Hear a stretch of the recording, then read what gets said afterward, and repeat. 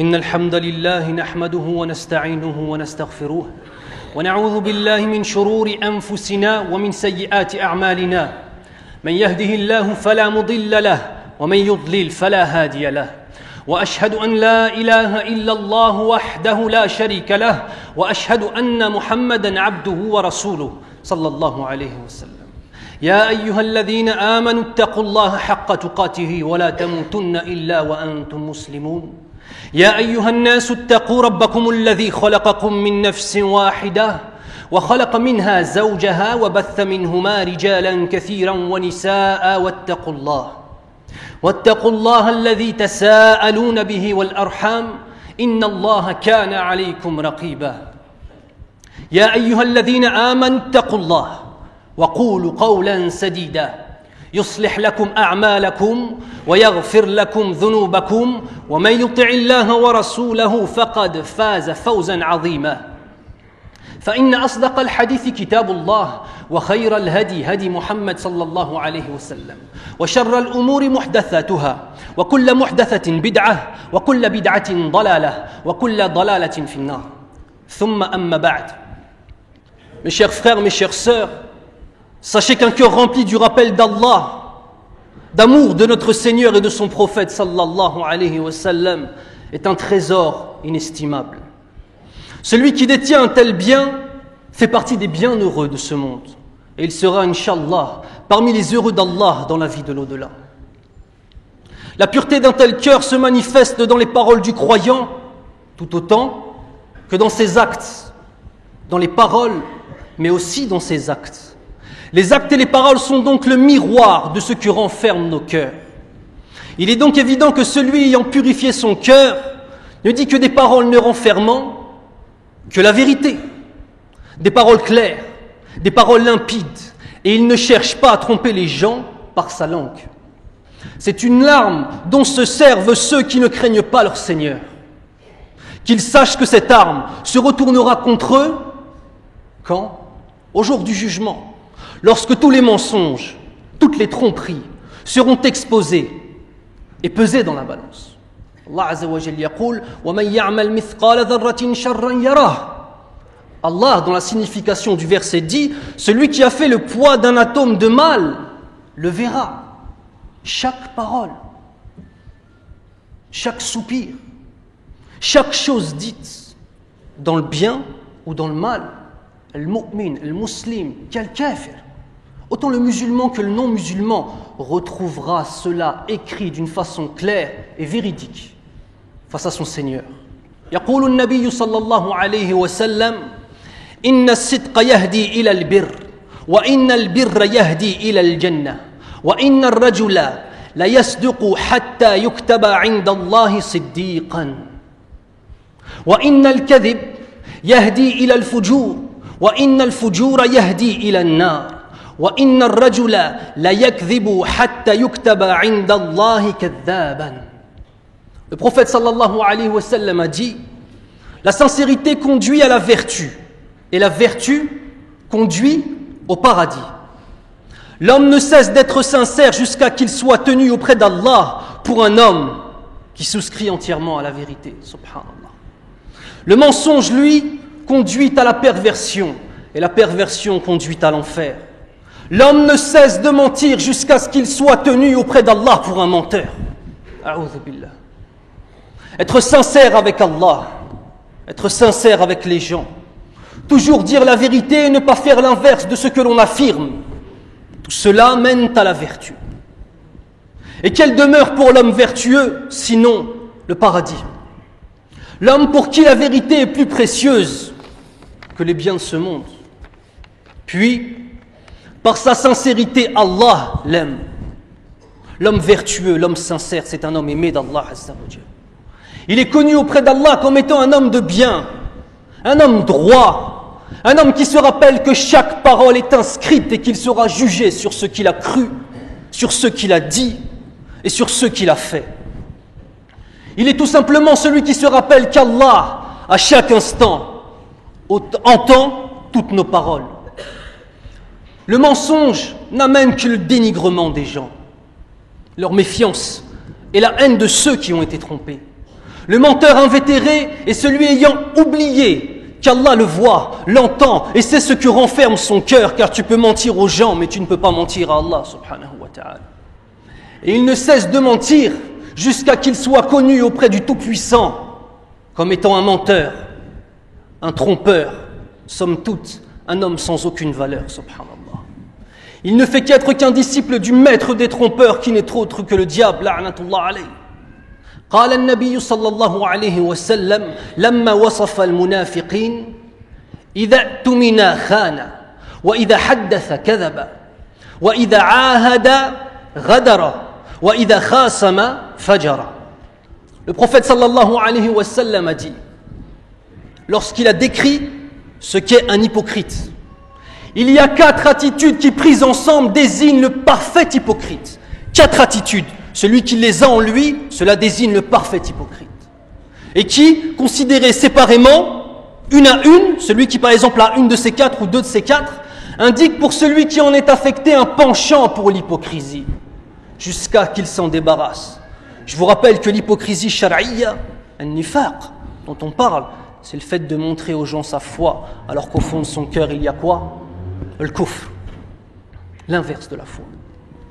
Si on lui fait confiance, il trahit. Que chacun se pose la question à soi-même lorsqu'il entend ce hadith, qui n'est pas ma parole, qui est la parole de Rasulullah sallallahu alayhi wa sallam. Si on lui fait confiance, il trahit. S'il fait un récit, il ment.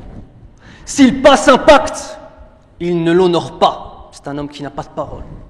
Et s'il se dispute, il se met hors de lui et insulte. Insulter quelqu'un lorsqu'on se met en colère, ça fait partie de quoi? Des caractéristiques de l'hypocrite. Je vous rappelle que le plus bas des degrés en enfer, c'est celui qui est réservé à qui? Plus bas même que celui qui peut être réservé aux autres religions. Plus bas degré en enfer, c'est celui réservé aux hypocrites. Et le mensonge est une maladie extrêmement contagieuse, dont les dégâts et les conséquences sont indescriptibles, subhanallah. Reste entouré de menteurs et tout naturellement, tu deviendras l'un d'eux. Les mensonges et les tromperies salissent l'âme, jusqu'à même que cela se voit sur les visages. Wallah, que ça se voit sur les visages. Le visage de celui qui adore son Seigneur, qui craint son Seigneur, qui ne connaît que la vérité. Quand on le voit, on dit Munawwar. Il porte sur lui une lumière.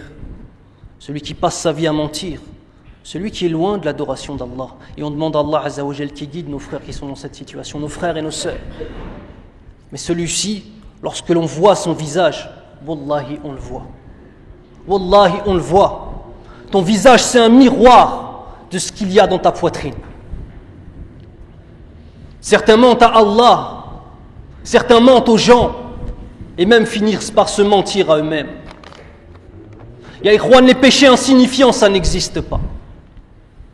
Les péchés insignifiants qui n'ont pas de valeur que l'on peut faire, et c'est pas grave, ça n'existe pas. Avec la phrase connue, Allah Ghafur Rahim, comme si on disait que ce que l'on a fait, ce n'est pas grave.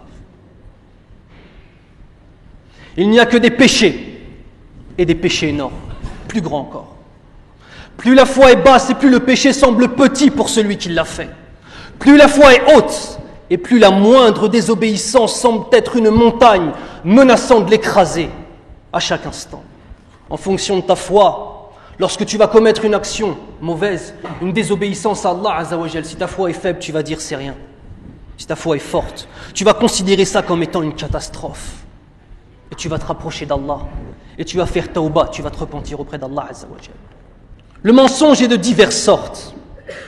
Il peut être une invention totale, un mensonge de A à Z, comme on dit, n'ayant aucune base véritable. Comme dire, un tel a dit cela, alors qu'il n'a même pas évoqué le sujet.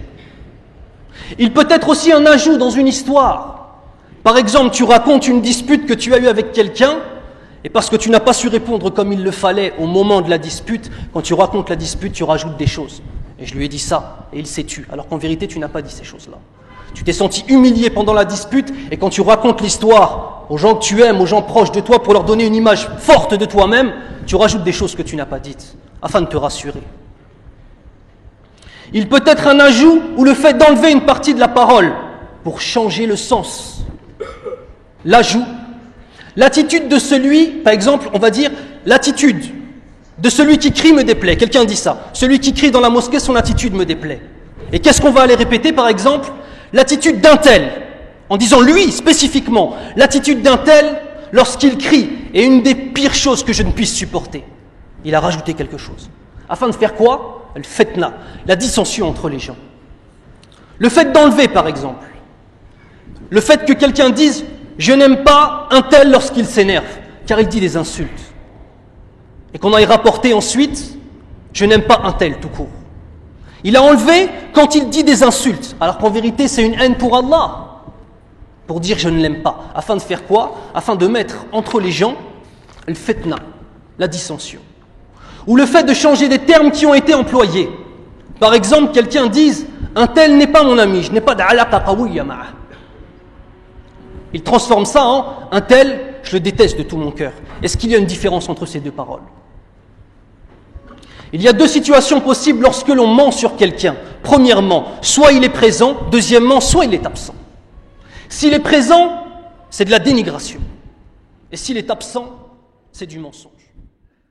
أعوذ بالله من الشيطان الرجيم بسم الله الرحمن الرحيم والصلاة والسلام على أشرف الأنبياء والمرسلين نبينا محمد وعلى آله وأصحابه أجمعين ثم أما بعد. Le prophète sallallahu alayhi wa sallam nous a promis une récompense inestimable à condition de délaisser un certain nombre d'actes. Et parmi ces actes, il y a le fait de mentir.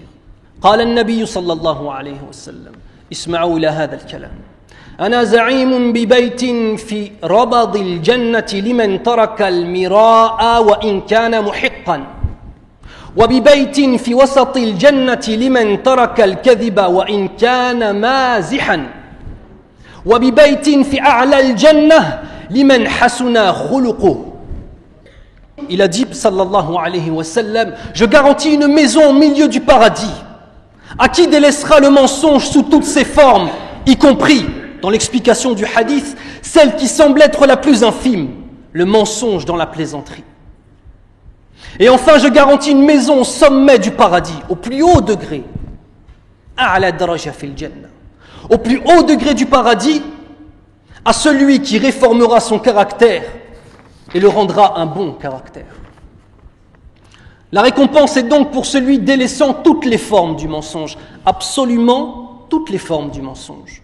De l'invention pure et simple, en passant par le rajout, ou le fait d'enlever des choses de l'histoire, et enfin le fait de plaisanter en mentant, même plaisanter en mentant. Mentir en plaisantant, pardon. Car la plaisanterie par le mensonge est un péché, qui est compté auprès d'Allah comme un mensonge à part entière. Regardez, subhanallah, la défaite de celui qui a l'habitude de mentir lorsqu'il plaisante. A-t-il le sentiment d'avoir commis une mauvaise action? Il n'a pas le sentiment d'avoir commis une mauvaise action. Donc qu'est-ce qui se passe? Est-ce qu'il se repent auprès d'Allah afin qu'Allah lui pardonne? La réponse est non. La réponse est non. Celui qui n'a pas conscience que ce qu'il fait c'est un péché, il ne se repent pas. Et ce péché restera avec lui jusqu'à Yawm al-Qiyamah. Regardez, subhanallah, même la plaisanterie du musulman plaît à Allah et est pure. Subhanallah. Le musulman, je vous rappelle, c'est le mu'min, celui qui porte la foi musulmane dans sa poitrine. Ce que vous avez, ya ikhwan, vous tous et vous toutes mes sœurs, ce que vous avez dans votre poitrine, ça a une valeur inestimable. On ne peut pas salir cela avec du mensonge. Chacun d'entre vous est aimé d'Allah. Chacun d'entre vous, Allah subhanahu wa ta'ala l'a pris de où il était pour le ramener ici. Regardez comme le frère Tabarakallah qui vient de se convertir. Il est aimé d'Allah. Où était-il? Et où il est aujourd'hui? Alhamdulillahi Rabbil Alamin. Et bien sûr, l'inverse du mensonge est la vérité. Le fait de dire toujours la vérité. De véritablement respirer et expirer cette vérité qui, tels les anges, écrivent nos bonnes actions et nos mauvaises actions. Cette vérité ne nous quitte jamais comme ces deux anges qui écrivent tout. قال النبي صلى الله عليه وسلم أربع إذا كن فيك فما عليك ما فاتك في الدنيا حفظ أمانة وصدق حديث وحسن خليقة وعفة في طعمة Le prophète sallallahu alayhi wa sallam a dit 4 qualités, si ta personnalité les réunit, alors tu n'as pas de souci à te faire à propos de ce que tu n'as pas réussi à accomplir dans cette vie éphémère. Première des choses, être un homme de confiance à qui l'on peut confier le dépôt. Deuxièmement, être un homme dont ne sort de sa bouche que la vérité. Troisièmement, être un homme dont le caractère est un bon caractère. Un homme bon, un homme pieux, un homme gentil, un homme qu'on aime accompagner. Un homme, lorsqu'on le voit, wallah, même on traverse et on va, on a envie de rester avec lui parce que c'est quelqu'un de gentil. Quelqu'un, quand tu le vois, ça augmente ta foi, yari.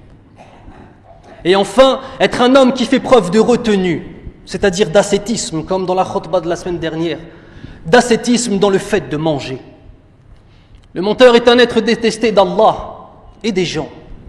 Celui ne disant que la vérité est un être aimé d'Allah et de ses créatures. Lorsque viendra la tentation du mensonge gratuit ou du mensonge afin d'obtenir des biens en trompant les gens, ya akhi, ya ukhti, mon frère, ma sœur, pose-toi la question. Veux-tu être aimé d'Allah ou veux-tu être détesté d'Allah? Inna Allah wa malaikatahu yusalluna ala an-nabi.